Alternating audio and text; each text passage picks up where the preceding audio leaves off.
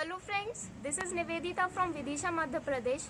तो दोस्तों, लॉकडाउन के बाद हम सभी अनलॉक हो चुके हैं और देश में सभी लोग घर से बाहर निकल ही रहे हैं ज़रूरी काम के लिए, जो कि ज़रूरी भी है। घर से निकलिए लेकिन सेफ्टी रखिए, सोशल डिस्टेंसिंग बनाए रखिए। तो दोस्तों, अगर आपसे कोई पूछे कि आपने इस लॉकडाउन में क्या किया, तो हम में से ज़्यादातर लोगों के पास कुछ भी नहीं होगा बताने के लिए। हालांकि हमने बहुत कुछ किया होगा, लेकिन ऐसा कुछ नहीं किया होगा जिसे बताकर हमें प्राउड फील हो। हमने तो अच्छा नहीं किया, लेकिन जो लोग अच्छा कर रहे हैं उनका प्रचार प्रसार तो हम कर ही सकते हैं।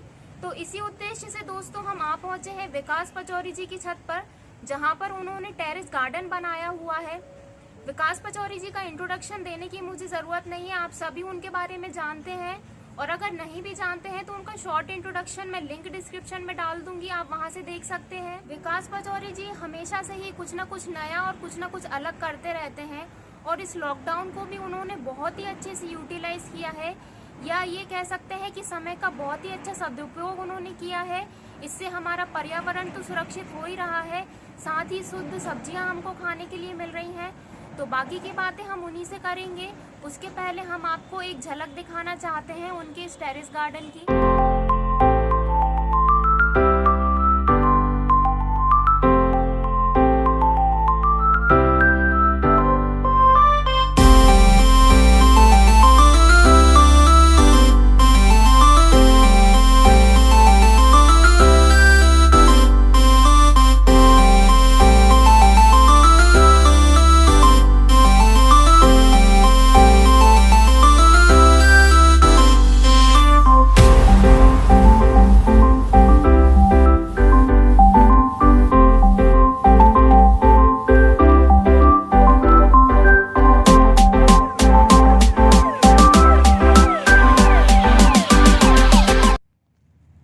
दोस्तों, विकास पचौरी जी हमारे साथ हैं।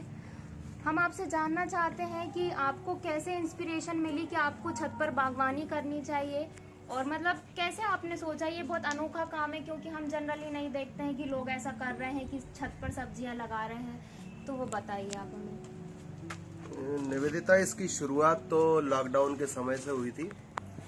उस समय जबकि शासन के ये आदेश थे कि सभी को घर पर रहना है, घर से बाहर नहीं निकलना है।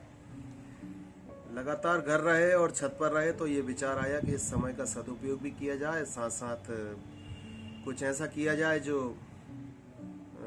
जिसके करने से हमारा परिवार का, हमारा स्वयं का कुछ भला हो सके। वहाँ से ये सब्जी उत्पाद करने की शुरुआत हुई। तो अभी आपको लगभग 2.5 से 3 महीने हो गए हैं ये सब करते हुए, मतलब सब्जियों को आप बहुत अच्छे से रख रखाव कर रहे हैं। तो क्या अनुभव रहे हैं आपके अभी तक? अनुभव बहुत अच्छे रहे हैं। सुबह जल्दी इस छत पर आ जाते हैं, सभी पौधों को जब पानी देते हैं तो एक बेहद खुशी मिलती है इनका मुस्कुराता हुआ रूप देखकर। ये महसूस किया इतने दिनों में प्रकृति के साथ रहने में कि इन पौधों के अंदर भी ठीक हमारे जैसी भावनाएं हैं, इनके अंदर भी हमारे जैसा ही सोचने और समझने का एक मस्तिष्क है। जब कभी पानी देने के समय हम लेट होते हैं तो इनका हमें मुरझाया हुआ चेहरा दिखता है, कभी पानी देने के बाद इनका मुस्कुराता हुआ चेहरा दिखता है। और मैं खास ये बात कहना चाहता हूँ कि इनसे इतना लगाव हो गया है अब कि जब कभी कोई एक फल, फूल के बाद जब कोई एक फल आता है और वो धीरे धीरे जब बड़ा होता है तो उसको तोड़ने की इच्छा तक नहीं होती है, इतना इनसे लगाव हो चुका है आज। तो आपसे और भी लोगों ने प्रेरणा ली है। हमने सुना ऐसा कि बाकी कुछ लोगों ने भी अपने छत पर मतलब बागवानी करना शुरू किया है। तो कैसे उनको प्रेरणा मिली आपसे? कुछ मित्र हमारे यहाँ पर आए इस पूरे गार्डन को देखने के लिए, तो उनको अच्छा लगा, उन्होंने इसको बारीकी से समझा। फिर एक डॉक्टर सुदीप शुक्ला हैं मेरे मित्र, उनकी छत पर उन्होंने शुरू किया है। मेरे मंझले भाई विवेक ने भी अपने छत पर इस तरह का एक जैविक खेतियों का, जैविक सब्जियों को उगाने का काम शुरू किया है। इसके अलावा पड़ोस में ठीक बाजू में ही जो साइबरनेटिक्स के संचालक मनीष सिंघई जी हैं, उनकी छत पर लगा है। ठीक बगल में सिंघानिया परिवार ने भी ये शुरू किया। इस तरह से डॉक्टर बागरेचा हैं, भाभी साहब, उन्होंने भी शुरू किया है। ऐसे 5-7 व्यक्ति हैं जिन्होंने इसके बाद इस टेरेस गार्डन की, इस जैविक सब्जियों को उगाने की शुरुआत की। तो अभी लगभग 2.5 से 3 महीने हो गए हैं। तो सब्जियां आपने मतलब बाहर से जैसे पहले लेते थे तो वो आना बंद हो गई है कि अभी आप बाहर से भी ले रहे हैं कुछ सब्जियां? अब तो यहीं इतनी सारी सब्जियां निकल रही हैं कि हमारे खरीदने की बात तो दूर है। हमारे मित्रों को, रिश्तेदारों को यहाँ से हम उपहार स्वरूप सब्जी भेज रहे हैं उनके घर पर। तो खरीदने का तो अब क्रम टूट चुका है। और अच्छी बात यह है कि शाम की सब्जी के लिए ताज़ी शाम को तोड़ी जाती है, सुबह की सब्जी के लिए सुबह ताज़ी तोड़ी जाती है। जितनी मिर्ची की ज़रूरत है उतने ही मिर्ची तोड़ी जाती है, जितनी धनिया की ज़रूरत है उतना ही तोड़ा जाता है। तो जो इससे पहले होता था कि खरीद के इकट्ठा झोला भर के सब्जी आती थी घर पे और वो फ्रिज में रखी रहती थी और वो कई कई दिन तक उपयोग होती रहती थी, यह सारा क्रम टूट गया है। फ्रिज हमारा खाली पड़ा हुआ है।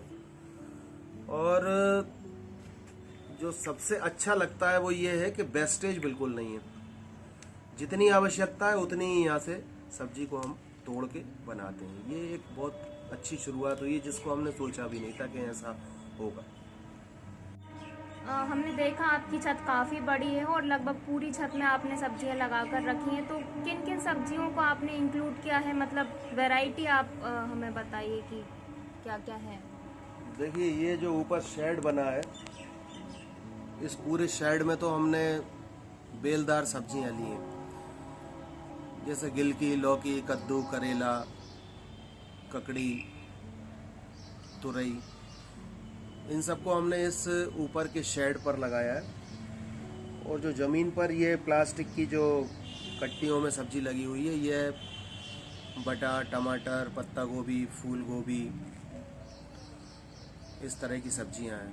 हमने इसमें जो नहीं लगाया है वो बता देता हूँ आपको कि जो ज़मीन के अंदर होने वाली फल रहते, सब्जियां रहती हैं, जैसे प्याज है, आलू है, गाजर है, मूली है, इनको हमने यहाँ पर नहीं लगाया है इनके लिए, क्योंकि ज़्यादा गहराई की और ज़्यादा जगह की आवश्यकता होती है ज़मीन में।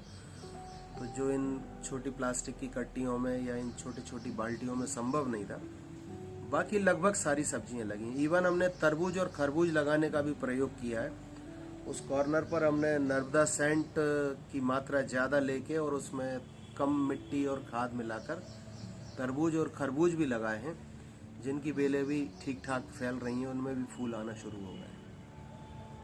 तो वाकई में दोस्तों बहुत ही अच्छा काम है। इससे हमारा पर्यावरण तो सुरक्षित हो ही रहा है, साथ ही हमें मिल रही है शुद्ध सब्जियां खाने के लिए।